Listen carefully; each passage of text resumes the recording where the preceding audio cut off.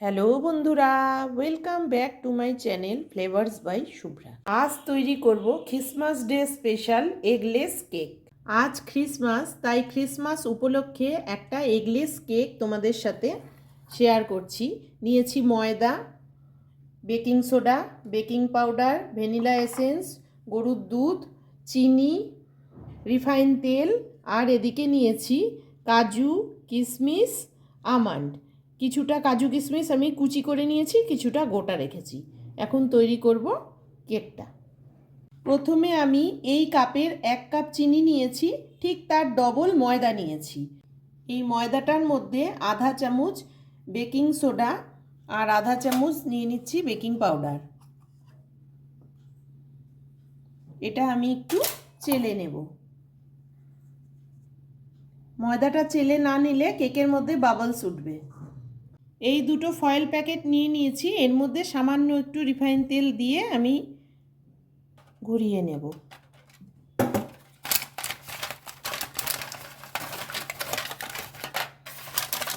কড়াইতে সেই 1 কাপ চিনিটা দিয়ে এবার একটু আমি এটাকে গলিয়ে নেব। চিনিটার মধ্যে আমি দুটো এলাচ একটু থেতো করে নিয়ে চোকলাটা ফেলে দিয়ে ভেতরের অংশটা দিয়ে দিচ্ছি। চিনিটা মেল্ট হওয়া শুরু হয়েছে, এবারে আমি একটু সামান্য জল দিয়ে আরও কিছুক্ষণ করে নেব। এবার চিনির ক্যারামেলটা তৈরি হয়ে যাবে। এর মধ্যে আমি ড্রাই ফ্রুটসগুলো দিয়ে দিচ্ছি, এগুলো একটু সেদ্ধ হয়ে যাবে। এবার ওই ক্যারামেলটার মধ্যে 1/2 কাপ রিফাইন তেল দিয়ে দিলাম। এবার দিচ্ছি 1/2 কাপ দুধ। এখন ময়দাটাও দিয়ে দিচ্ছি।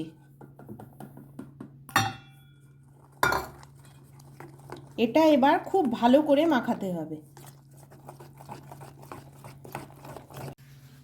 এখন দিচ্ছি আধা চামচ ভ্যানিলা এসেন্স।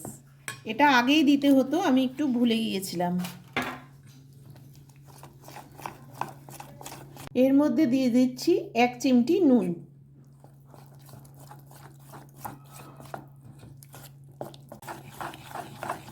ভালো করে মাখিয়ে নিতে হবে যাতে ভিতরে কোনো বাবলস না তৈরি হয়। মেশানোটা খুব ভালো করে মেশাতে হবে। ফয়েল বক্সে ব্যাটারটা ঢেলে নিয়েছি, এবার উপর থেকে ড্রাই ফ্রুটসগুলো সাজিয়ে দেব।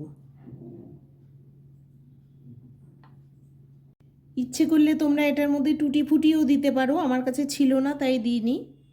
বক্সটা কিন্তু সম্পূর্ণ ভর্তি করে দেওয়া যাবে না, কারণ কেকটা যখন ফুলে উঠবে তখন বাইরে বেরিয়ে যাবে। কড়াইতে সামান্য জল দিয়ে একটা স্ট্যান্ড বসিয়ে এবার আমি থালাটা বসিয়ে দিচ্ছি। এটা 15 থেকে 20 মিনিট হবে, তারপরে খুলব। এবার আমি ঢেকে দিচ্ছি, চাপাও দিয়ে দিলাম। 10 মিনিট পর আমি একটু খুলে দেখে নিচ্ছি। হ্যাঁ, কেকটা ফুলে উঠেছে, কিন্তু আরও কিছুক্ষণ হবে। আরও 5-10 মিনিটের মতো আমি ঢেকে দিচ্ছি। আরও 10 মিনিট পর ঢাকনাটা তুলে দেখে নিচ্ছি। হ্যাঁ, কেকটা তৈরি হয়ে গেছে। এখন আমি উঠিয়ে নেব। তোমাদের যদি কেকের এই রেসিপিটি ভালো লেগে থাকে তাহলে ভিডিওটিকে লাইক করো, চ্যানেলটিকে সাবস্ক্রাইব করো, আর যারা ফেসবুক পেজ থেকে দেখছো তারা পেজটিকে ফলো করে দিও।